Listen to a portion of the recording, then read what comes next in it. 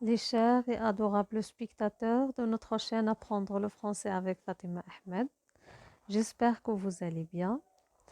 Donc, voilà, aujourd'hui, j'ai décidé de vous préparer une révision générale de toutes les leçons de la deuxième période. C'est-à-dire, nous allons bien préparer à l'examen régional. Voilà, donc, prenez des carnets, des stylos et venez ici. Donc, qu'est-ce qu'on a ici? J'ai décidé de vous donner toutes les leçons de la deuxième période avec donc les exemples.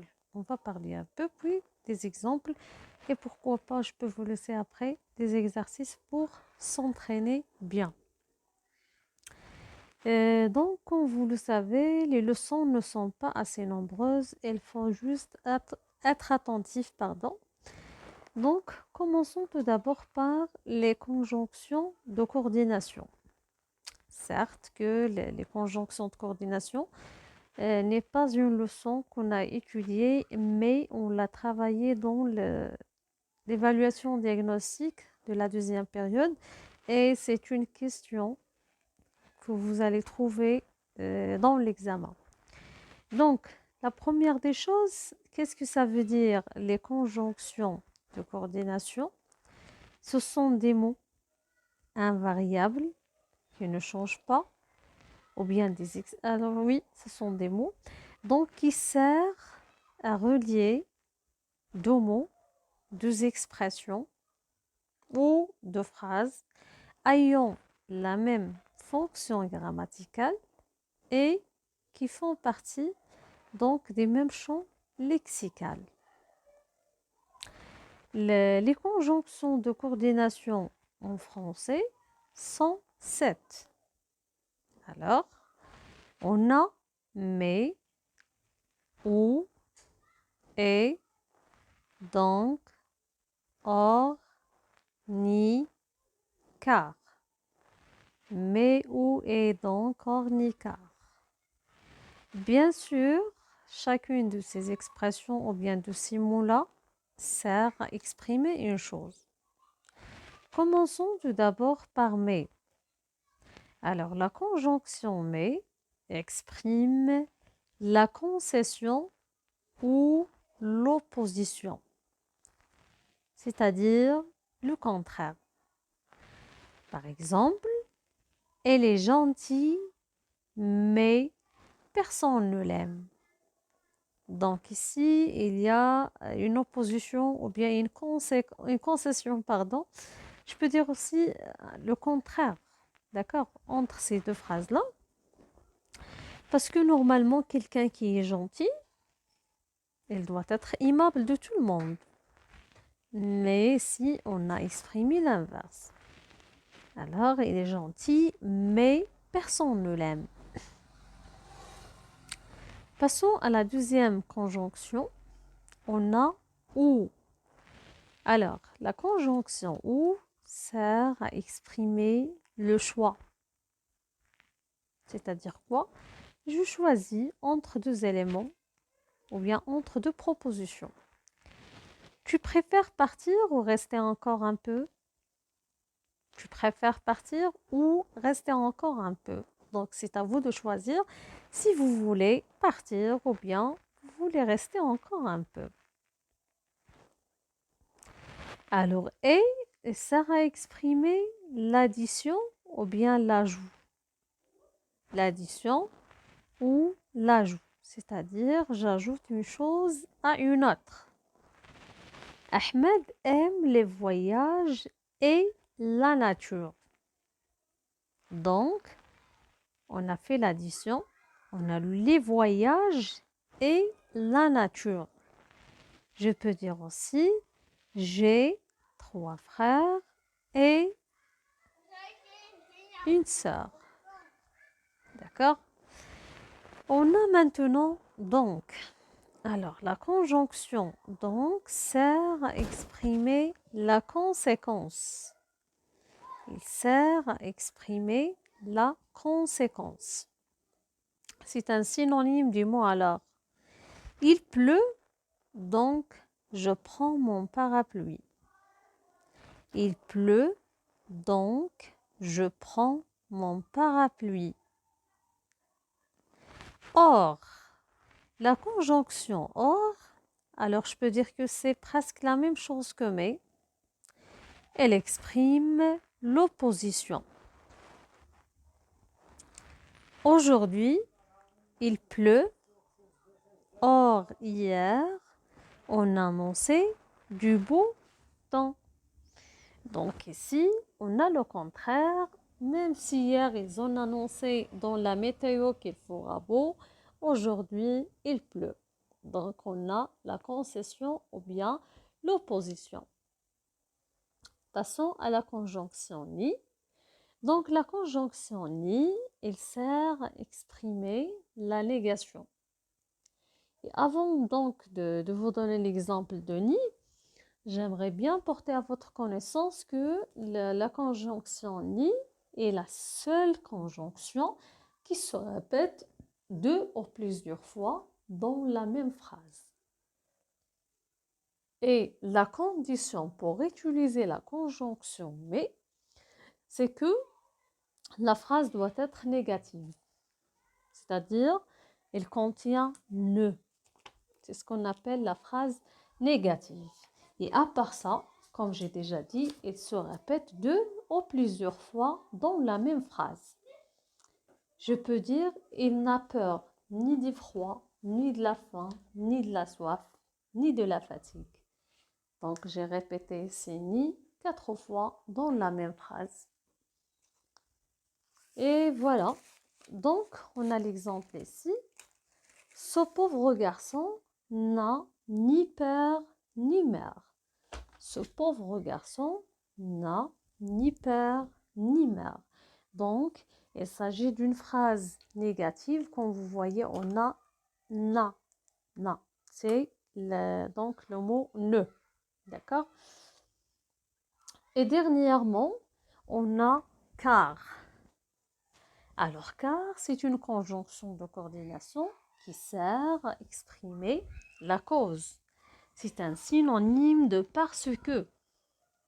On a ici Aya dort tôt car elle est fatiguée. Donc, si je pose la question, pourquoi Aya dort tôt, c'est-à-dire, c'est le contraire de tard, car elle est fatiguée. Elle n'est pas venue car elle est malade. D'accord? Voilà. Alors donc, comme ça, on a terminé les conjonctions de coordination. J'espère qu'il est clair. Alors, la deuxième leçon, nous allons commencer maintenant les subordonnés circonstanciels. Et tout d'abord, nous allons travailler la cause. Alors, pour exprimer la cause, on a un ensemble de subordonnés qu'on peut utiliser. Donc, commençons tout d'abord par puisque. Alors, regardez. Pour puisque, comme, alors on a aussi du moment que, sous prétexte que, alors puisque, comme, du moment que, sous prétexte que, alors parce que, alors on a aussi car, à cause de, grâce à. Étape par étape. Commençons tout d'abord par puisque, comme et du moment que. Alors pour ces subordonnés-là, on les place toujours au début de la phrase. C'est-à-dire quoi? C'est-à-dire dans ces cas-là, on commence par la subordonnée. D'accord? Alors on a ici, puisqu'il fait chaud, j'ouvre les fenêtres. La principale dans cette phrase, c'est j'ouvre les fenêtres. La subordonnée, puisqu'il fait chaud. Alors, comment je peux distinguer entre la subordonnée et la principale?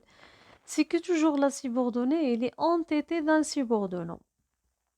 La subordonnée est toujours entêtée d'un subordonnant. C'est quoi entêtée? C'est-à-dire commence toujours par un subordonnant. Alors, on a comme, c'est la même chose. Elle se place au début, c'est-à-dire on commence par la subordonnée. Comme tu es intelligent, tu réussiras. On a aussi du moment que. Du moment qu'il fait chaud, j'ouvre les fenêtres. Alors, passons maintenant à parce que et car. Alors, elle se place au milieu de la phrase. Elle va à l'hôpital parce qu'elle est malade. Elle dort tôt car elle est fatiguée. Elle n'est pas venue parce qu'elle est malade. Elle n'est pas venue car elle est malade. D'accord? Voilà.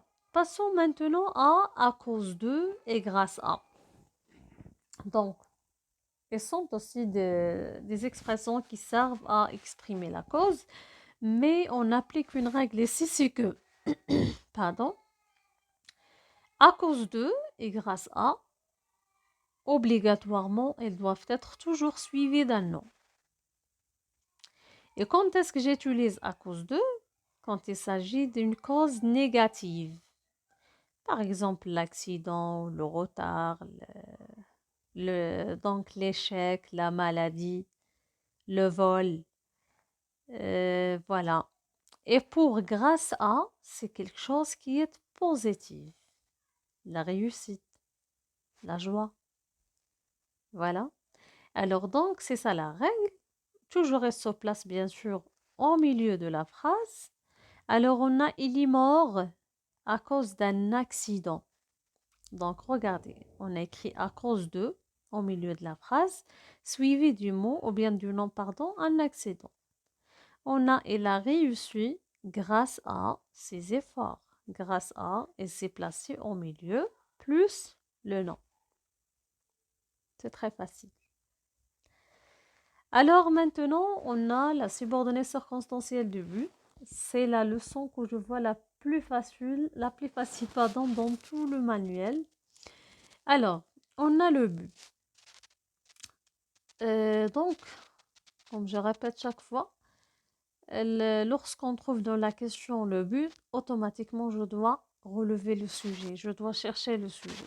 Qu'est-ce qu'on a ici? On a deux cas. Quand vous aurez le même sujet et quand vous aurez deux sujets différents. Alors, comment? Alors, le même sujet, c'est-à-dire que la principale et la subordonnée portent le même sujet. C'est le même sujet qui se répète dans la première et dans la deuxième phrase. Par exemple, je travaille bien, point, je veux réussir. La principale, c'est je travaille bien. La subordonnée, je veux réussir. Le sujet de la principale, c'est je. Le sujet de la subordonnée, c'est je. Dans ce cas-là, je dirais qu'on a le même sujet. Alors, qu'est-ce qu'on fait ici? C'est que à la place du point, je travaille bien, on a un point. À la place de ce point-là, j'ai le droit d'utiliser soit pour, soit afin de. Et faites attention, pour et afin de, elles doivent être toujours suivies d'un infinitif. On a je travaille bien, point, je veux réussir. Tout simplement, j'efface le sujet je qui se répète et le premier verbe qui est conjugué et j'ajoute pour ou bien afin de. Je travaille bien pour réussir. Je travaille bien afin de réussir. C'est ce qu'on a ici. Elle prend un taxi pour arriver à l'heure. Alors, le deuxième cas, quand vous aurez deux sujets différents, comment? Si que la principale, ou bien les deux sujets de la principale et la subordonnée ne sont pas les mêmes. Je travaille bien, mes parents seront fiers de moi. Je travaille bien, mes parents seront fiers de moi. Donc, je travaille bien, on a déjà dit que le sujet c'est je. Mes parents seront fiers de moi, le sujet c'est mes parents. Comme vous voyez, je et mes parents, ce n'est pas le même sujet, mais on a deux sujets différents. Dans ce cas-là, on emploie pour que ou bien afin que plus le subjonctif. Donc, le verbe de la subordonnée doit être obligatoirement conjugué au subjonctif présent. Je travaille bien pour que, ou bien afin que, mes parents, et on a le verbe seront, c'est l'auxiliaire à trois futurs, on va le conjuguer au subjonctif. Je dirais afin que mes parents soient fiers de moi. D'accord? Voilà. Donc, c'est ça le but. Donc, rappelez, le but, c'est le sujet. Le même sujet pour afin de plus l'infinitif. Deux sujets différents pour que ou afin que et le subjonctif présent. Pas plus. Alors, et pour l'auxiliaire être, on dirait au subjonctif que je sois, que tu sois, qu'elle soit, que nous soyons, que vous soyez, qu'elle soit. D'accord? Puis maintenant, on a la concession. Alors, qu'est-ce que ça veut dire la concession? Comme vous voyez ici, c'est un résultat illogique. Alors, c'est une conséquence inattendue. C'est quelque chose qu'on n'attend pas. Alors, pour exprimer la concession, ou bien l'opposition, pardon, alors on peut utiliser les expressions suivantes. Vous avez mais. Alors, mais, c'est comme cependant, pourtant, toutefois, néanmoins. On a aussi même si, bien que ou bien quoique. Et puis on a malgré, en dépit de. Normalement, dans le manuel, on n'a travaillé que 4. Mais, même si, bien que, malgré. Donc, la première des choses, c'est que les expressions même si, bien que, malgré, elles se placent toujours au début de la phrase. Rappelez. Même si, bien que, malgré, toujours au début de la phrase. Alors que mais se place au milieu. Alors, mais il se place au milieu, on ne change rien dans la phrase. Même si au début de la phrase, sans rien changer. Bien que, plus le sujet, plus le subjonctif. Là où il y a ce que, il y aura un subjonctif. Malgré, toujours plus le nom. Vous allez me dire comment. Regardez les exemples. Il est riche, mais il est avare. Il est riche, c'est-à-dire il est tellement riche, mais il n'est pas généreux, il est avare. On a employé l'expression ou bien la conjonction de coordination mais pour exprimer la concession au milieu de la phrase. Alors, si je veux travailler la même phrase avec les autres expressions, je dirais même s'il est riche, virgule, il est avare. Bien qu'il soit riche, il est avare. Malgré sa richesse, il est avare. Pour la deuxième phrase ici, on a même s'il pleut fortement, il sort. On a employé même si au début sans rien changer, on a le présent de l'indicatif. Bien qu'il soit, on a conjugué le verbe au subjonctif. Bien qu'il soit pauvre, virgule, il est généreux. Malgré au début de la phrase, plus le nom. Malgré sa maladie, elle va à son travail. Malgré sa maladie, elle va à son travail. Et comme ça, on a terminé la concession. Alors, nous allons voir raisonner à partir d'une hypothèse. C'est une leçon d'une concession. Alors, c'est une leçon qu'on a travaillée déjà dans la première période. Alors, je peux utiliser certes, mais. C'est vrai que, cependant. Alors certes, les moyens de transport sont importants dans la vie, mais ils polluent. Alors donc, ici, j'ai fait le raisonnement à partir d'une concession. Je suis tout à fait d'accord avec une idée, mais je donne l'inverse de, ou bien je donne quelque chose que je n'aime pas dans ce sujet-là. La condition. Alors, pour exprimer la condition, on a deux parties dans cette leçon. Alors, je peux exprimer la condition en employant à condition de et à condition que, comme je peux donc l'exprimer en employant si. Commençons tout d'abord par à condition de et à condition que. C'est très facile. C'est ce que j'ai déjà expliqué dans la leçon début. Alors, quand vous aurez le même sujet, on emploie à condition de et le verbe de la subordonnée sera conjugué à l'infinitif. Donc, il ne sera pas conjugué, pardon. Alors donc, on le garde en mode infinitif. Regardez, on a « tu réussiras à condition de faire des efforts ». On a écrit à condition de au milieu de la phrase et le verbe faire en mode infinitif. Alors, et quand vous aurez des sujets différents, alors on emploie à condition que et on conjugue le verbe de la subordonnée au subjonctif présent. Tu sortiras, tu, regardez, on a tu, le sujet de la principale c'est tu. À condition qu'il. Alors, on a deux sujets différents, on a employé à condition que plus le subjonctif, cesse. D'accord? À condition qu'elle cesse de pleuvoir. Alors, pour si, je vous conseille de bien mémoriser ces relations-là. Alors, si plus présent de l'indicatif nous donne le futur simple.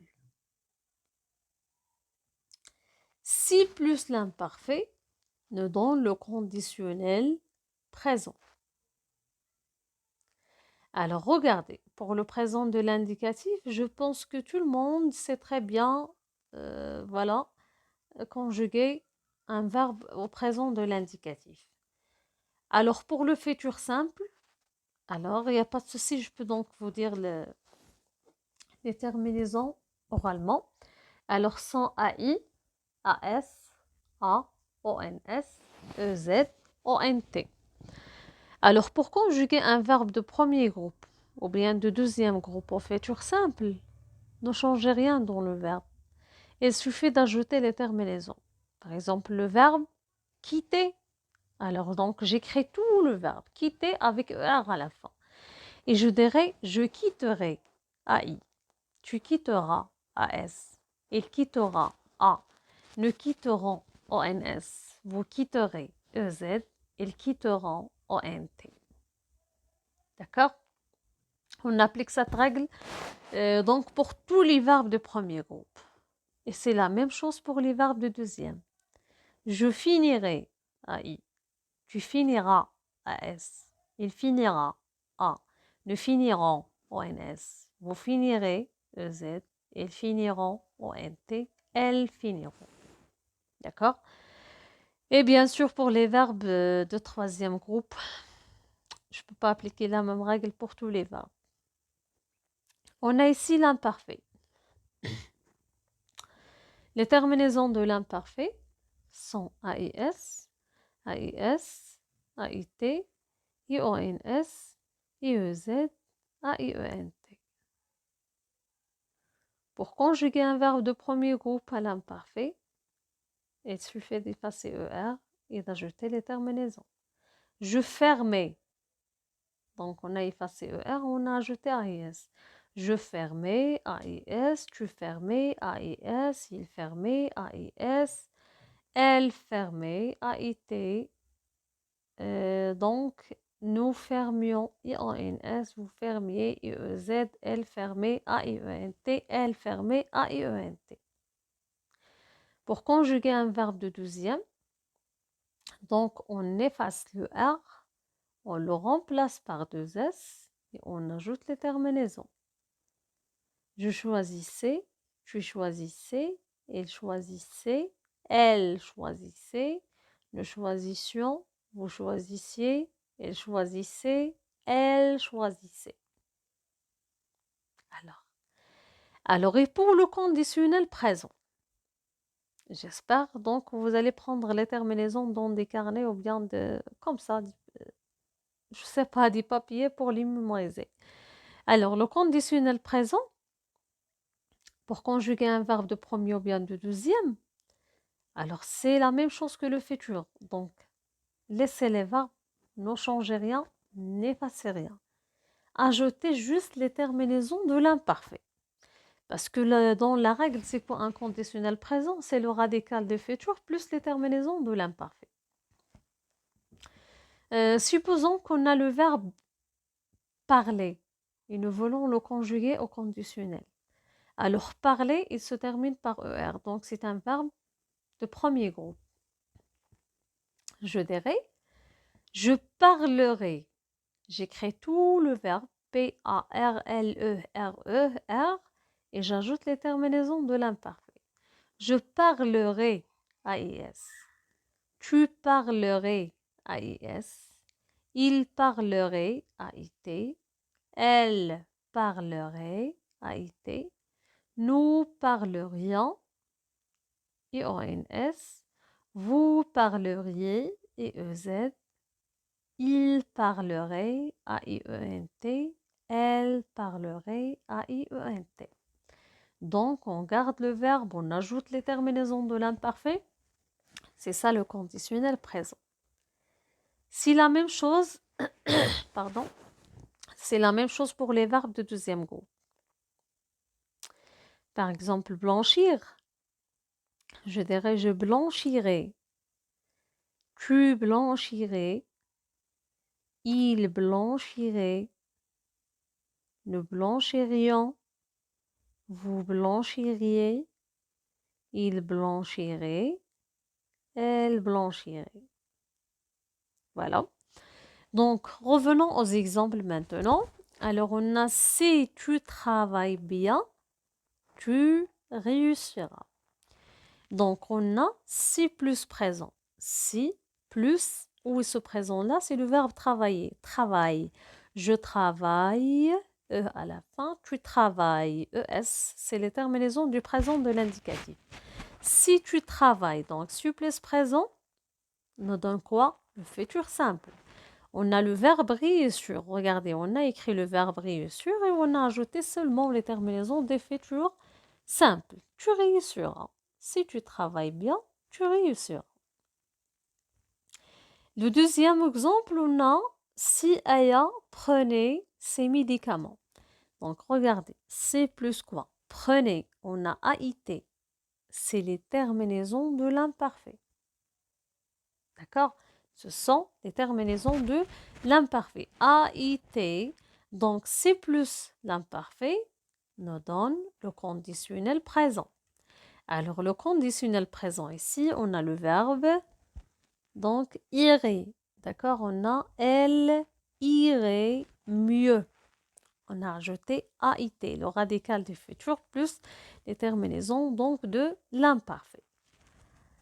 D'accord? Voilà. Donc maintenant, on est arrivé à la conséquence. Alors, c'est quoi la conséquence? C'est un résultat. C'est quelque chose qu'on attend, pardon. Alors donc, elle est logique. C'est une conséquence logique qu'on attend. Alors, pour exprimer la conséquence, je peux utiliser donc, par conséquent, si bien que. Alors, ces trois éléments, ou bien ces trois subordonnants, ils se placent toujours au milieu de la phrase. Il a bien travaillé, donc il a réussi. Il a bien travaillé, par conséquent, il a réussi. Il a bien travaillé, si bien que il a réussi. On ne change rien. Il suffit donc de connaître la principale et la subordonnée. La deuxième partie, donc je peux utiliser tellement que et si que. Tellement que, et on a si que. Pardon. Alors la règle c'est que toujours au milieu de tellement que et si que, je peux utiliser soit un adjectif, soit un adverbe. C'est très facile. Alors, il est tellement fatigué qu'il dort tôt. Alors, entre tellement et que, on a ajouté l'adjectif fatigué. Alors, la deuxième phrase, on a le bébé crie si fort qu'il réveille ses parents.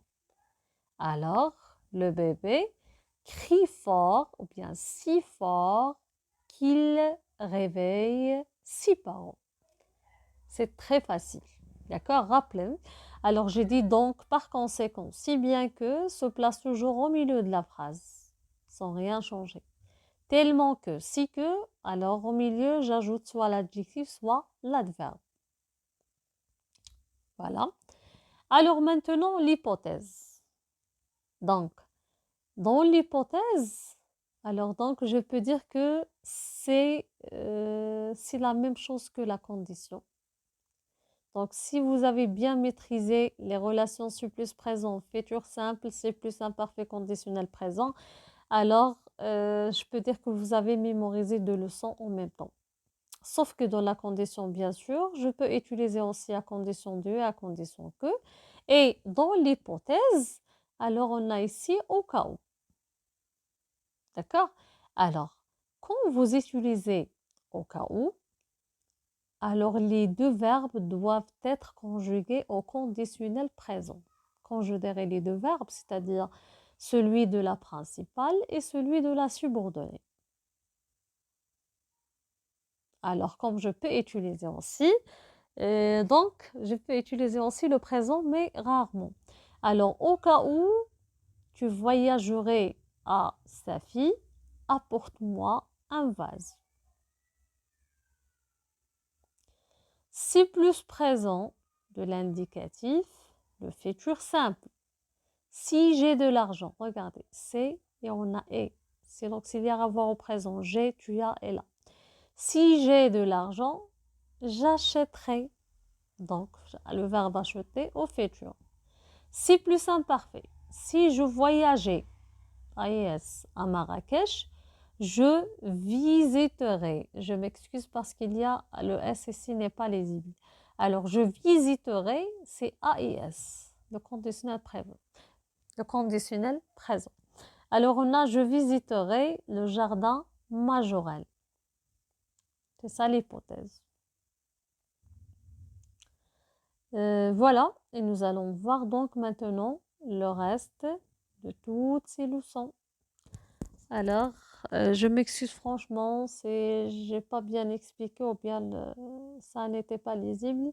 Bien sûr, comme d'habitude, vous allez me laisser dans les commentaires et je réexplique une autre fois. Voilà. Il me reste pas beaucoup. On a ici la comparaison. Alors, pour faire la comparaison, on a besoin d'un comparé, d'un comparant et l'outil de comparaison est plus le point commun. Comment? Alors, nous allons commencer par une phrase très facile et très simple pour comprendre en premier temps c'est quoi la comparaison. Donc, je dirais Ali est courageux comme un lion. Ali est courageux comme un lion. Donc ici, on a comparé Ali à un lion. Ali est le lion. Alors, où est l'outil de comparaison ou bien l'expression qui sert à comparer? Si, comme. Alors, vous allez me dire comment, qu'est-ce qu'on peut comparer ou bien quel est le point commun entre Ali et le lion? Ça, c'est un être humain alors que l'autre, c'est un animal. Oui. Alors donc, le point commun entre ces deux éléments-là, c'est de comparer, c'est le courage.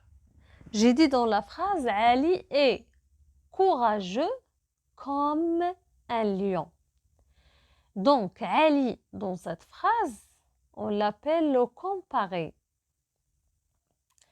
Un lion, c'est le comparant. Comme, c'est l'outil de comparaison. Et le point commun, c'est le courage. C'est-à-dire les deux sont courageux. C'est ce qu'on appelle un point commun. C'est quelque chose qu'on trouve chez le comparé et le comparant. Voilà. Je peux vous donner encore un autre exemple. Tes yeux sont bleus comme la mer. Tes yeux sont bleus comme la mer. Alors ici, qu'est-ce qu'on a comparé? On a comparé tes yeux à la mer. On a fait une comparaison entre tes yeux et la mer, M-E-R. Là où on nage, ce n'est pas la maman, d'accord? M-E-R. Alors, les yeux et la mer, le titre de comparaison, bien sûr, c'est comme. Et le point commun entre les yeux et la mer, c'est la couleur bleue.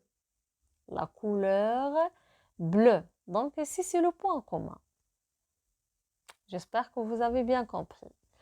Donc, alors ici, on l'appelle quand j'utilise comme, on exprime la ressemblance, c'est-à-dire le point commun dont j'ai déjà parlé. Et à part ça, pendant l'explication des cours, on a parlé de 3 éléments.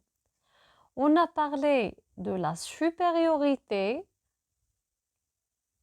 l'infériorité et l'égalité. C'est quoi la supériorité? C'est que le comparé est supérieur, d'accord, au comparant. L'infériorité, alors c'est-à-dire toujours je commence par le petit ou bien le moins comme ça. Et l'égalité, alors c'est-à-dire les deux ont la même chose. Pour exprimer la supériorité, donc j'utilise plus que. Je suis plus intelligent que mon ami. Je suis plus intelligent que mon ami. Donc ici, on a exprimé la supériorité en employant plus que. Et entre plus et que, on a l'adjectif intelligent. Je suis plus intelligent que mon ami. Pour exprimer l'infériorité, on a moins que. Tu es moins gentil que ton frère. Tu es moins gentil que ton frère. Donc, toujours l'adjectif entre moins et que. L'égalité, Aya travaille aussi sérieusement que Ali. Aya travaille aussi sérieusement que Ali. Alors, c'est-à-dire les deux travaillent sérieusement. On a ici sérieusement, c'est un adverbe, et ce n'est pas un adjectif dans ce troisième cas. Voilà. Vous avez ici la ressemblance comme Sarah était belle comme la lune. Alors donc le point commun entre Sarah et la lune, c'est la beauté. Voilà. Donc dans la comparaison, je peux exprimer la ressemblance en employant comme. Comme je peux parler de la supériorité, l'infériorité, l'égalité, en employant plus que, moins que, aussi que. D'accord? Voilà. Passons maintenant aux valeurs des temps du récit, l'imparfait et le passé simple.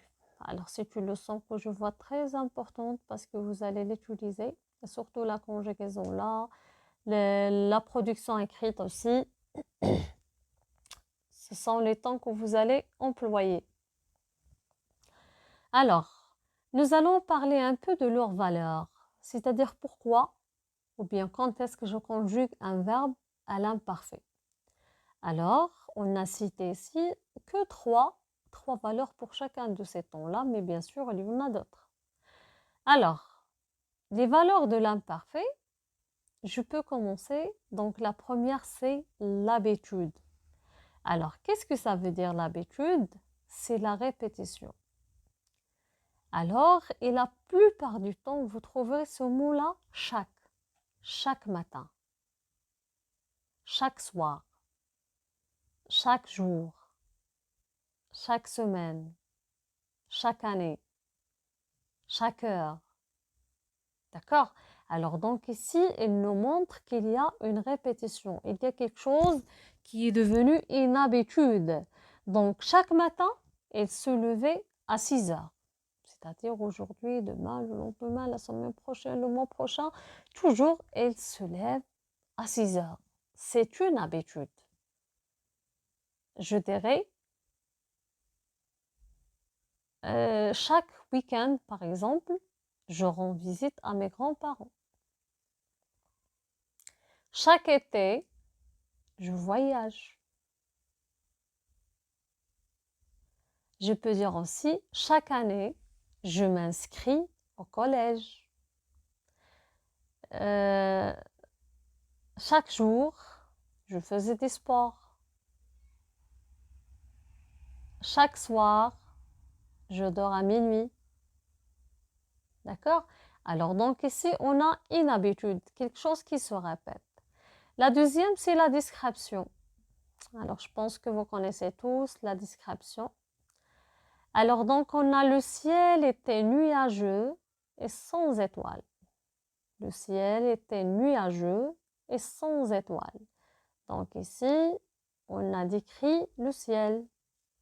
Je peux dire aussi, elle avait des cheveux noirs. Elle était naïve. Nous étions très heureux. Donc ici, on a la description. Et puis, on a une action de longue durée. Alors, qu'est-ce que ça veut dire une action de longue durée? C'est une action qui a duré longtemps. D'accord? Alors, on a ici le vent soufflait toute la nuit. Le vent soufflait toute la nuit. Alors, la durée ici, c'est toute la nuit. Donc, cette action, d'accord, elle a duré toute la nuit. C'est pour cela qu'on a employé l'imparfait. Je peux dire aussi le bébé pleurait toute la nuit. Il n'a pas dormi. On peut dire les employés travaillaient toute la journée. Les employés travaillaient toute la journée. On peut dire aussi les élèves préparaient toute l'année. Voilà. Alors ça, c'est pour les valeurs de l'imparfait. Donc l'habitude, la description, action de longue durée ou bien action durative. Et pour le passé simple, donc la première valeur, c'est une action courte et achevée. Elle ferma la porte. Pour fermer la porte, ça ne nécessite pas beaucoup de temps. D'accord? Tout de suite, on achève ou bien on termine l'action. Alors, il ferma la porte. C'est très facile. C'est une action courte. Les actions successives. Alors, qu'est-ce que ça veut dire des actions successives? C'est quand vous trouverez un ensemble de verbes d'action conjugués au passé simple, séparés par des virgules, comme vous voyez. Il ouvrit la porte, entra, s'assit et se mit à écrire. Dans cette phrase-là, on a 4 actions successives. La succession, c'est-à-dire quelque chose après une autre, une action après une autre. Alors, les 4 actions qu'on a ici, ouvrit, entra, s'assit, se mit, ce sont 4 verbes d'action conjugués au passé simple. D'accord? Alors, je peux dire aussi, ils entrèrent, regardèrent, discutèrent et mangèrent. Ces 4 actions successives conjuguées au passé simple. Alors, et puis on a une action soudaine. Alors, l'action soudaine, donc c'est une action qu'on n'attend pas, qui vient tout à coup. Alors, je peux la trouver ici soit après une expression comme ça, soudain, tout à coup, tout d'un coup, brusquement. Voilà, ou bien seulement par le contexte de la phrase, je comprends qu'il s'agit d'un passé simple, ou bien d'une action soudaine. Tout à coup, le téléphone sonna. Alors, normalement, on ne sait jamais quand est-ce que le téléphone sonne, mais il vient d'une manière inattendue ou bien d'une manière soudaine. Je peux dire aussi, donc, je jouais au football, soudain, je tombais. J'ai pas su que je vais tomber, mais c'était quelque chose de soudain, que je n'attends pas. Il est inattendu. D'accord? Alors, je jouais avec mes amis, soudain, ma maman m'appela. Voilà, ce sont les valeurs du passé simple. Action courte et achevée, il ne nécessite pas beaucoup de temps. Action successive, un ensemble de verbes conjugués à l'imparfait et l'un à côté de l'autre bien séparés par des virgules, comme vous voyez dans l'exemple. Et puis on a l'action soudaine qui vient d'une manière inattendue. Et voilà. Donc on a aussi ce qu'on appelle la proposition incise. Alors, la proposition incise, poser une question, sert à poser une question. Les verbes demander, interroger. Quelle heure est-il? Demanda un passant. Donc, la proposition incise ici, c'est demanda un passant. Alors, la première des choses, qu'est-ce que ça veut dire la proposition incise? Comme vous le savez toujours, et surtout dans le dialogue, l'échange de paroles, on a ce qu'on appelle les répliques, c'est-à-dire les paroles des personnages. Par exemple, ici, quelle heure est-il? Alors ça, c'est une réplique. C'est la parole de quelqu'un. Alors, cette petite phrase, ou bien cette courte phrase qui vient après la réplique, demanda un passant, on l'appelle la proposition incise.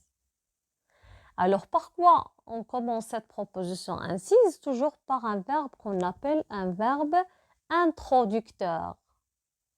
Alors, qu'est-ce que ça veut dire un verbe introducteur? C'est un verbe conjugué au passé simple qui nous introduit donc là la proposition. On a 3 exemples ici. Quelle heure est-il? Demanda un passant. Il est 8 heures, répondit l'homme. Merci monsieur, dit le passant. Alors c'est ce que j'ai déjà dit. Donc ici on a un dialogue ou bien un échange de paroles entre deux personnages ou bien deux personnes. Et donc les propositions ainsi, ce sont les phrases soulignées. Demanda un passant, répondit l'homme, dit le passant. Alors, la proposition incise, courte phrase qui vient après les répliques. Les répliques sont « Quelle heure est-il » et les 8 heures « Merci monsieur ». Alors, si vous avez bien remarqué ici, toutes les propositions incises commencent par des verbes introducteurs. Demanda, répondit, dit. Et ce sont des verbes conjugués au passé simple. Après le verbe introducteur, on a le sujet, un passant, l'homme, le passant. C'est ça la proposition incise. Voilà, donc il sert soit à poser une question, ou bien répondre à une question, ou communiquer une information. L'essentiel, c'est de savoir ou bien de connaître la proposition incise. Voilà, alors donc je pense qu'on a terminé toutes les leçons ici. Et donc, je vais essayer de vous parler aussi de champ lexical. Alors, le champ lexical, c'est parmi les questions que vous trouverez souvent dans la compréhension de l'écrit. Et malheureusement, que la plupart des élèves n'arrivent pas à répondre, alors c'est quelque chose qui est très facile. Alors, qu'est-ce que ça veut dire le champ lexical? Alors, je peux dire que c'est un domaine, c'est une notion auquel appartient un ensemble de mots. Par exemple, si je parle du champ lexical de la santé ou bien de la médecine, alors je peux dire l'hôpital. On a aussi malade. on a médicaments, fièvre, médecin, opération. Alors, donc, tous ces mots-là, cette liste de mots, elle fait partie du champ lexical de la santé ou bien de la médecine. Alors, on a la nature. On a ici arbre, forêt, eau, lac, fleurs, herbe, papillon, soleil, ciel, vent, plante. Bien sûr qu'on a d'autres, mais je vais vous donner seulement ces mots-là. Et puis on a les sentiments. Alors, le champ lexical donc des sentiments, je peux parler de la peur, la joie, l'amour, la tristesse, la haine, l'étonnement, le bonheur, la tranquillité. Et l'amour, c'est déjà dit. Voilà, mes chers spectateurs, mes chers élèves. Alors, tous les élèves du monde, pourquoi pas, je vous souhaite bon courage, bonne continuation. Alors, les leçons, c'est terminé ici. Et je vais vous laisser une dernière phrase que vous voyez, révise bien tes leçons, tu réussiras. Et on a bonne chance. Alors, j'espère que vous allez bien préparer. N'ayez pas peur. Ayez confiance. La confiance en soi, alors c'est la chose la plus importante pendant les examens. Vous avez travaillé toute l'année. Vous avez préparé toute l'année. Donc, la concentration, la concentration, la concentration. Le jour de l'examen. N'ayez pas peur. Parce que malheureusement, la plupart d'entre vous, vous êtes de bons élèves, vous travaillez, vous préparez toute l'année les exercices, les séries, les sites web comme ça. Et le jour de l'examen, je ne sais pas qu'est-ce qui arrive. Alors, en fin de compte, il ne s'agit que d'un ensemble d'exercices que vous allez passer ou bien auxquels vous allez répondre, pas plus. Alors, donc je vais essayer de vous donner une idée comme ça à propos de l'examen. C'est que l'examen, il contient la compréhension de l'écrit, la langue et communication, la production écrite. Alors, concernant la compréhension de l'écrit, il sera noté sur 6 points. La langue et communication, 6 points. Et dernièrement, la production écrite, c'est 8. D'accord? Alors, pour la compréhension de l'écrit, je vous conseille de lire et de relire le texte support autant de fois. Parce que les 6 points, pour moi, je les vois un cadeau. Alors, 6 points, toutes les réponses, bien sûr, à partir du texte, sauf la dernière question de la réaction. Êtes-vous pour ou contre le phénomène ou bien l'idée générale dont on parle dans le texte, oui ou non, et pourquoi? La langue, si vous avez bien révisé ce que j'ai expliqué ici, vous n'avez rien à craindre. Alors, donc déjà, on a ici 12 points. La production écrite. Alors donc, vous serez chargé d'écrire ou bien de terminer un texte narratif. Bien sûr, dans ce texte narratif, quel que soit le sujet, quel que soit le thème, quel que soit, vous allez employer ce que vous allez étudier. Les temps du récit, l'imparfait et le passé simple, la description, les actions soudaines, les leçons de la langue. Il suffit donc de garder votre feuille propre, de travailler avec des phrases courtes, sujet, verbe, complément, point. Sujet, verbe, complément, point. Voilà les majuscules, la ponctuation et surtout l'écriture. Et surtout l'écriture. L'écriture, alors donc essayez de la soigner s'il vous plaît. Soignez votre écriture. Alors, et je reviens pour vous parler un peu de la compréhension de l'écrit. Donc, toujours la première question, elle porte donc sur la source du texte. On vous demande des questions comme ça sur donc l'édition, la date de l'édition, l'auteur, le nom de l'œuvre. Alors, la première question, toujours la réponse existe dans la source. Alors puis, on a une deuxième question, par exemple, vrai ou faux. Alors, je lis la phrase et j'écris est-ce que c'est vrai ou faux. Il y a des questions directes dans le texte. D'accord? Des questions directes auxquelles vous devez répondre à partir du texte. Et voilà, c'est tout ce que je peux dire, mes chers. Donc, je vous souhaite bon courage et comme j'ai déjà dit, vous n'avez rien à craindre. Ayez donc la confiance en soi. Si vous avez fait des efforts, bien sûr, vous allez trouver de bons résultats. Si vous avez des questions, si vous avez quelque chose ou bien quelques questions à me poser plutôt, essayez donc de me laisser dans les commentaires. Je vais essayer, Inch'Allah, de vous répondre, pourquoi pas. Voilà, j'espère que vous allez bien préparer. Il vous reste encore du temps. Il vous reste encore du temps. Alors, il vous reste déjà vendredi, samedi, dimanche. Alors, 3 jours, je pense qu'ils sont très suffisants. 1 heure, pas plus.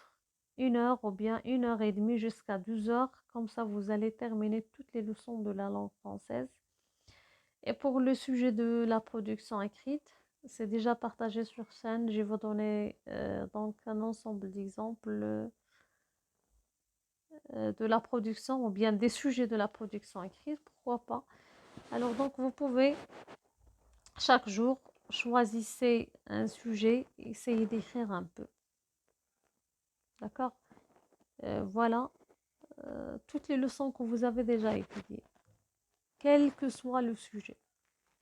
Si vous voulez parler du personnage principal de votre histoire ou bien du texte que vous allez produire, alors on a déjà travaillé donc les informations sur le personnage principal. Vous pouvez commencer par la description, vous pouvez parler donc de son nom, son prénom, son âge, son métier, ses qualités physiques, ses qualités morales, d'accord, son statut social, son statut familial.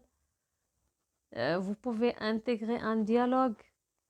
Alors dans l'étape événement par exemple, alors dans le dialogue, alors pourquoi pas utiliser les propositions incises, pardon, comme j'ai déjà dit. D'accord? L'imparfait, le passé simple, c'est très important. Alors, s'il vous plaît, n'oubliez pas, lors de la rédaction, les verbes du texte que vous allez produire, ils doivent être conjugués alors donc au passé simple et à l'imparfait. Parce que ce sont les temps du récit. D'accord? Le temps du récit, vous devez donc les employer obligatoirement dans les rédactions. Alors voilà mes chers, je m'arrête là parce que déjà je suis un peu fatiguée. Je m'excuse pour cette longue durée d'absence. Alors mais les conditions comme d'habitude étaient plus fortes que nous. Bon courage et à la prochaine Inch'Allah. Au revoir.